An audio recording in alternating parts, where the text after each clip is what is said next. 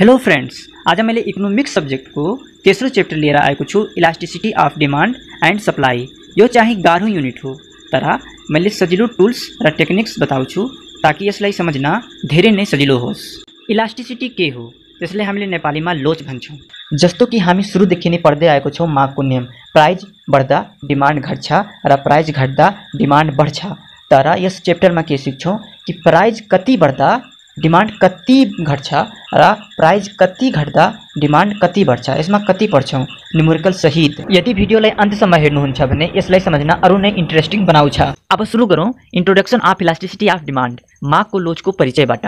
जस्तो कि थाहा छ, मागलाई घटबढ पार्ने प्रभावकारी तत्त्वहरू हुन् प्राइज अनि उपभोक्ताको इन्कम, टेस्ट एन्ड फ्यासन। यिनीहरूले मागलाई प्रभावित गर्छन्।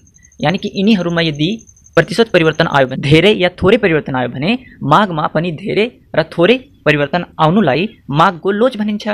यिनी हुन् डाक्टर अल्फ्रेड मार्शल। उनको अनुसार वस्तुको मूल्य घट्दा मागमा थोरै या धेरै वृद्धि हुन्छ, अथवा वस्तुको मूल्य बढ्दा मागमा थोरै कमी र धेरै कमी हुन्छ।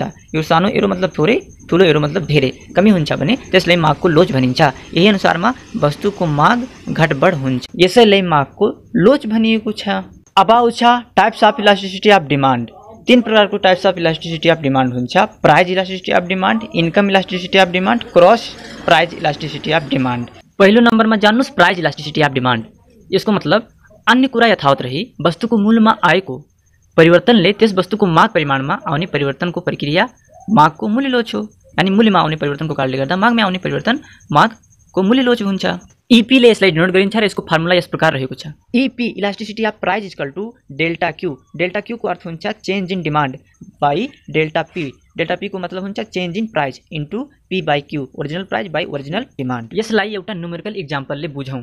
यो इक्जाम्पल 1 क्वेश्चनमा के लेखेको छ, let's suppose that's price of community X decreases from 10 to 8 per unit. यानी कि पहिला 10 थियो, अब 8 रुपियाँ पर युनिट भइसकेको छ। फेरि quantity demand increases from 50 units to 60 unit. पहिला 50 युनिट थियो डिमान्ड, अब 60 युनिट भइरहेको छ। अब यसको इलास्टिसिटी अफ डिमान्ड कसरी निकाल्ने? हाम्रो ओल्ड प्राइज रहेको छ 10 र न्यू प्राइज रहेको छ 8। यसरी ओल्ड क्वान्टिटी डिमान्ड 50 रहेको छ र न्यू क्वान्टिटी डिमान्ड 60 रहेको छ। अब change in price delta P निकाल्दा न्यू माइनस ओल्ड गरिदिने, यानी कि 8 - 10 इक्वल टू -2 निस्किन्छ। फेरि change in quantity delta Q निकाल्नको लागि फेरि न्यू माइनस ओल्ड, नै पनि चेन्ज इन निकाल्नको लागि न्यू माइनस ओल्ड गर्ने एकदम सजिलो तरिका। 16 - 15 गर्ने र 10 आउँछ। यसरी ईपी इलास्टिसिटी अफ प्राइजको फर्मुला पुट गर्ने, change in quantity demand by change in price into P by Q. यसरी हामीले चेन्ज इन क्वान्टिटी निकाल्दा 10 आएको छ र चेन्ज इन प्राइज निकाल्दा -2 आएको छ। त्यसको भ्यालु राख्ने इन्टु पी बाई क्यू के हो, मतलब ओल्ड हो, त्यो ओल्ड भ्यालुलाई राख्ने। पी ओल्ड भ्यालु कति रहेछ प्राइज 10 र क्वान्टिटी डिमान्डको ओल्ड भ्यालु रहेको छ 50। यसरी 10/50 यसलाई क्याल्कुलेट गर्दा 1 आउँछ। यानी प्राइज इफेक्टको कारणले गर्दा डिमान्डमा 1% चेन्जेस आएको छ। यसको फर्मुला कसरी सजिलो याद गर्ने? क्यूपी पीक्यू, क्यूपी पीक्यू र यहाँ डेल्टा लगाइदिने, यसरी याद हुन्छ। अब यहाँ आउँछ types of price elasticity of demand. मागको मूल्य लोचको पनि 5 प्रकार हुन्छ। पहिलो प्रकार हो पूर्ण लोचदार माग, perfect elasticity demand, EP equal to infinite. यसमा के हुन्छ, मूल्यमा नगण्य परिवर्तन आउँदा मागमा चाहिँ अनलिमिटेड परिवर्तन आउँछ।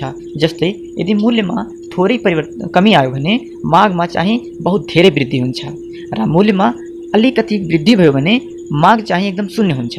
त्यसलाई भनिन्छ पर्फेक्ट इलास्टिसिटी अफ डिमान्ड। यसको ग्राफ यसरी हुन्छ, यहाँ P1 मूल्यमा थोरै कमी आएकोले यहाँ माग चाहिँ अनलिमिटेड वृद्धि भएको छ, यानी कि लगातार सीधा रेखामा बन्दै जान्छ। अब यहाँ आउँछ 2 नम्बर पूर्ण बेलोचदार माग, perfectly inelastic demand, EP equal to 0। यसमा के हुन्छ कि चाहिँ मूल्य घटेमा या मूल्य बढेमा, यानी कि मूल्यमा जुनसुकै परिवर्तन आएमा मागमा कुनै पनि फरक आउँदैन, कुनै पनि परिवर्तन आउँदैन भने त्यसलाई भनिन्छ पर्फेक्टली इन इलास्टिक डिमान्ड।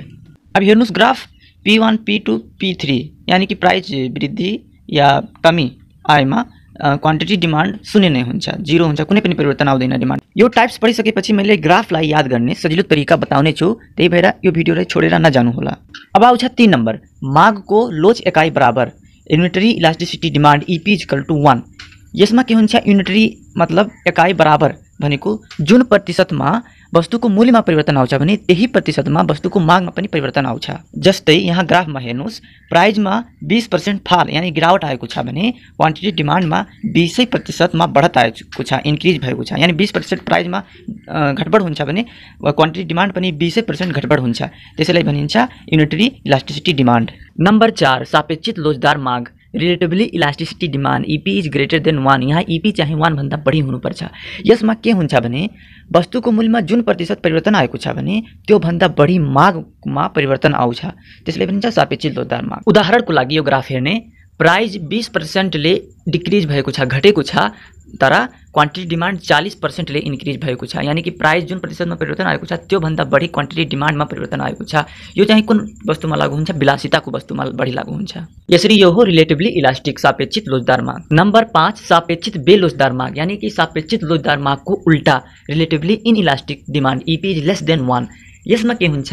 वस्तुको मूल्यमा जुन प्रतिशतले परिवर्तन आउँछ त्यो भन्दा कम वस्तुको मागमा परिवर्तन आउनुलाई सापेक्षित बेलोचदार माग भनिन्छ। जस्तै कि प्राइजमा 20% ले गिरावट आउँछ भने क्वान्टिटी डिमान्डमा 10%, यानी कि मूल्यभन्दा कम क्वान्टिटी डिमान्डमा परिवर्तन आउँछ भने त्यसलाई भनिन्छ रिलेटिभली इनइलास्टिक डिमान्ड। ती सबै ग्राफलाई सजिलै कसरी याद गर्ने? त्यसको लागि पहिला 5 वटा यल बनाउने, 1 2 3 4 एंड 5। तो पहिलो पर्फेक्टली इलास्टिसिटी अफ डिमांड में के सिक्यौं कि प्राइज में थोरै परिवर्तन आउँदा क्वांटिटी अफ डिमांड में अनलिमिटेड परिवर्तन आउँछ। यानी कि P1 हुँदा क्वांटिटी में अनलिमिटेड परिवर्तन आउँछ। अनि दोस्रो टाइप यो यताबाट जान्छ। अनि दोस्रो टाइपमा के पढ्यो? पर्फेक्टली इनइलास्टिसिटी अफ डिमांड, यानी कि प्राइज में जुनसुकै परिवर्तन आए पनि वस्तुको मागमा कुनै पनि परिवर्तन आउँदैन। P1 P2 र P3 क्वान्टिटी डिमान्डमा 0 शून्य हुन्छ, कुनै परिवर्तन आउँदैन। त्यो पर्फेक्टली इनइलास्टिसिटी अफ डिमान्ड भयो। अनि युनिटरी इलास्टिसिटी अफ एकाइ बराबर वस्तुको मूल्य रोच भयो। यो चाहिँ जुन प्रतिशतमा वस्तुको मूल्यमा परिवर्तन आउँछ त्यही प्रतिशतमा वस्तुको मागमा परिवर्तन आउँछ। जस्तै कि यो 20% वस्तुको मूल्य डिक्रिज हुन्छ भने 20% चाहिँ वस्तुको मागमा बढत आउँछ, इन्क्रिज हुन्छ। Q1 Q2 P1 P2 माने मूल्य घट्यो तो P1 P2। अनि चाहिँ तेस्रो टाइपमा हामी पढ्यो रिलेटिभली इलास्टिसिटी अफ डिमान्ड, सापेक्षित मूल्यको मागको मूल्य लोच। अब हेर्नुस् यसमा के पढ्यौं? जुन प्रतिशतमा वस्तुको मूल्यमा परिवर्तन आउँछ त्यो भन्दा बढी वस्तुको मागमा परिवर्तन आउँछ। यानी कि 20% वस्तुको मूल्यमा गिरावट आउँछ भने वस्तुको मागमा चाहिँ 40% ले वृद्धि हुन्छ। P1 P2 अनि Q1 Q2।